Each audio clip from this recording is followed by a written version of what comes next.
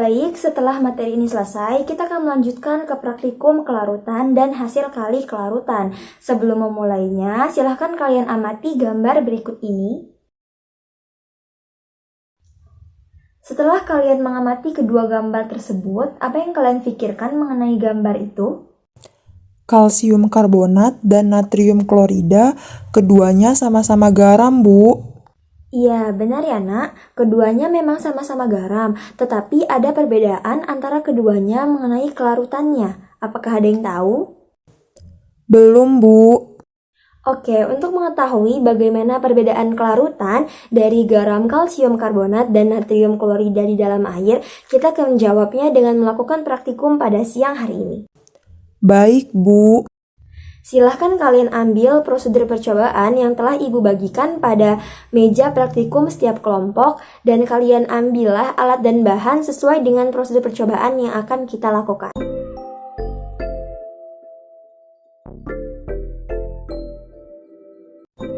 Percobaan yang pertama kita lakukan adalah untuk menguji kelarutan pada garam natrium klorida.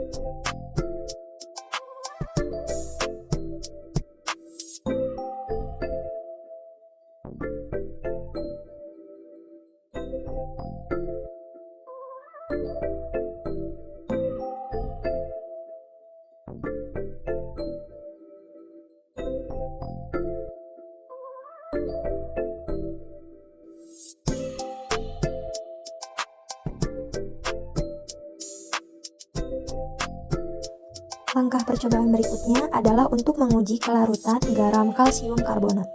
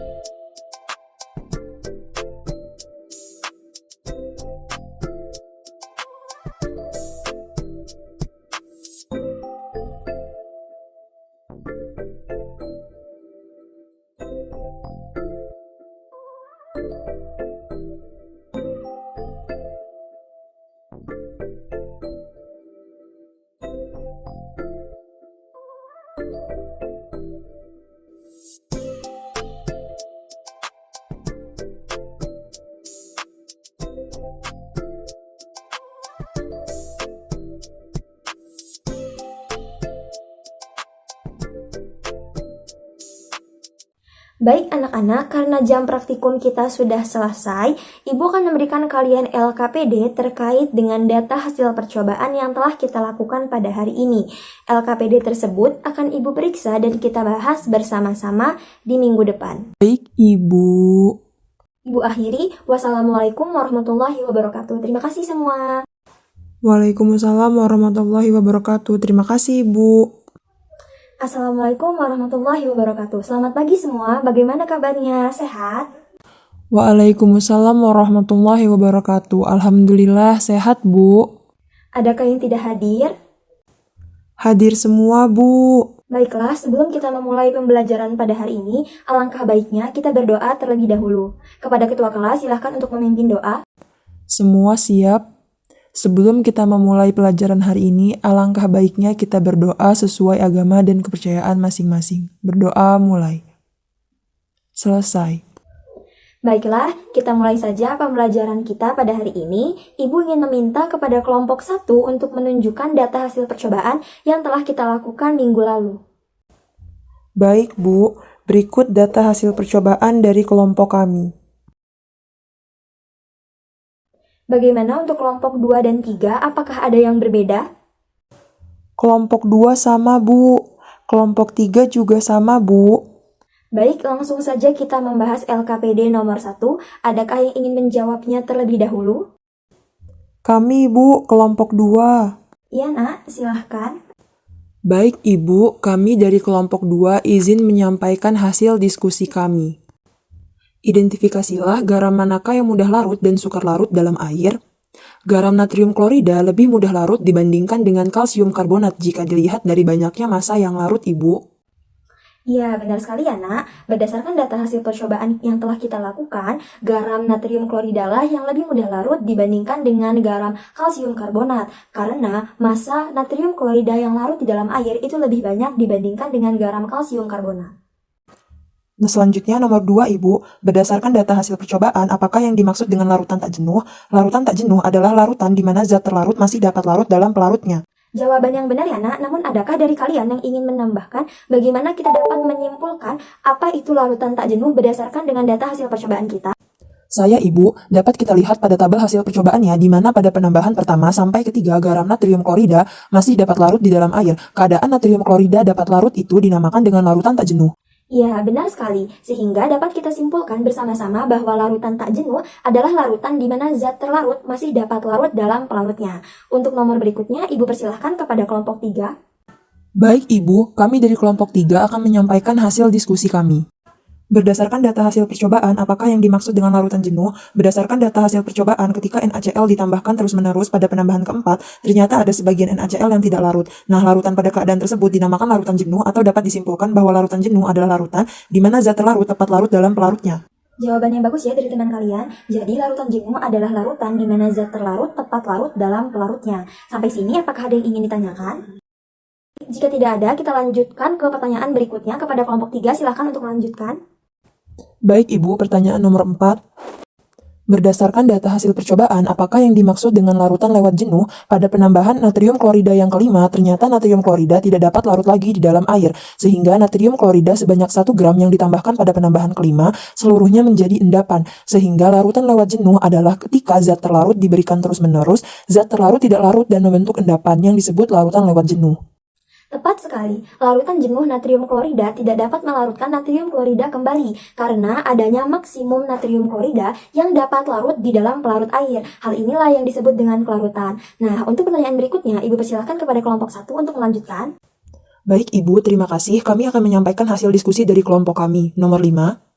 Simpulkan apa yang dimaksud dengan kelarutan. Kelarutan adalah jumlah maksimum suatu zat yang dapat larut dari suatu pelarut dengan satuan mol per liter. Kelarutan dilambangkan dengan S, solubility. Silahkan kepada kelompok yang bertugas untuk melanjutkan nomor 6 dan 7. Baik, Ibu, saya akan melanjutkan kembali untuk nomor 6. Hitunglah molaritas dari natrium klorida dan kalsium karbonat berdasarkan data hasil percobaan di atas. Maka berapakah kelarutan natrium klorida dan kalsium karbonat? Diketahui kelarutan sama dengan molaritas. Izin untuk menuliskannya, Ibu. Sehingga berdasarkan hubungan kelarutan dan molaritas pada larutan jenuh, maka kelarutan natrium klorida di dalam air 1,7067 mol per liter dan kelarutan kalsium karbonat 0,333 mol per liter. Sehingga jawaban untuk nomor 7 simpulkan kelarutan natrium klorida dan kalsium karbonat di dalam air dari hasil percobaan serta dilihat dari perhitungan nilai kelarutannya, natrium klorida dan kalsium karbonat sudah terlihat jika natrium klorida lebih mudah larut sedangkan kalsium karbonat sukar larut. Ya, benar ya. Natrium klorida lebih mudah larut dibandingkan dengan kalsium karbonat dikarenakan nilai kelarutannya yang lebih tinggi daripada kalsium karbonat. Nah, padatan yang sukar larut inilah merupakan suatu kesetimbangan pada larutan jenuh. Oke, kepada kelompok 1 silahkan untuk melanjutkan. Baik, Bu. Nomor 8, tuliskan reaksi kesetimbangan dari kalsium karbonat dan persamaan tetapan kesetimbangan kalsium karbonat. Kalsium karbonat dalam fase solid bereaksi kesetimbangan dengan ion Ca2+ dalam fase aquos plus ion CO32- dalam fase aquos.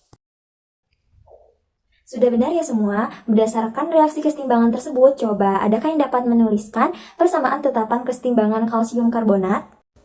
Saya, Bu, izin menuliskan tetapan kesetimbangan dari kalsium karbonat. Oke, tetapan kesetimbangan tersebut disebut dengan tetapan hasil kali kelarutan. Berikut Ibu sajikan beberapa data reaksi kesetimbangan dan harga KSP-nya untuk garam dan basa yang sukar larut pada suhu 25 derajat Celcius. Jadi, apakah ada yang dapat menyimpulkan apa itu tetapan hasil kali kelarutan? Saya, Bu, simpulkan apa yang dimaksud dengan hasil kali kelarutan. Hasil kali kelarutan menyatakan keadaan kesetimbangan garam yang sukar larut dengan ion-ionnya. Jawaban yang benar ya, Nak. Jadi, hasil kali kelarutan adalah hasil kali konsentrasi molar ion-ion penyusunnya, di mana dipangkatkan dengan koefisien stoikiometrinya di dalam persamaan kesetimbangan. Adakah yang ingin menuliskan tetapan hasil kali kelarutan secara umum? Saya, Bu, berikut ini adalah tetapan hasil kali kelarutan untuk garam yang sukar larut secara umum. Lalu, jika nilai kelarutan dari senyawa AXBY adalah S mol per liter, adakah yang dapat menuliskan reaksi kesetimbangan dari ion-ion XAY+ dan YBX-. Saya, Bu, izin menuliskannya. Terima kasih, Nak. Sudah benar ya. Tadi kalian sudah mengetahui apa itu kelarutan dan tetapan hasil kali kelarutan. Coba sekarang Ibu minta perwakilan dari kelompok 2 untuk menuliskan tetapan hasil kali kelarutan dari senyawa AXBY. Baik, Bu, izin menuliskan tetapan hasil kali kelarutan dari AXBY.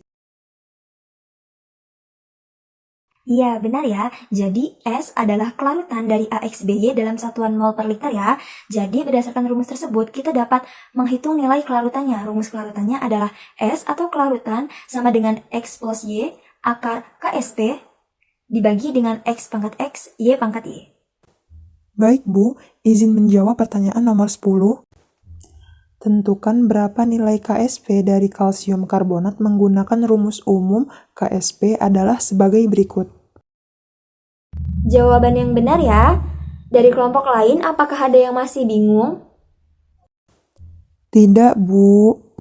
Baiklah, jika tidak ada yang ingin tanyakan lagi, mari kita cukupkan pembelajaran pada hari ini. Ibu akhiri, wassalamualaikum warahmatullahi wabarakatuh. Terima kasih semua.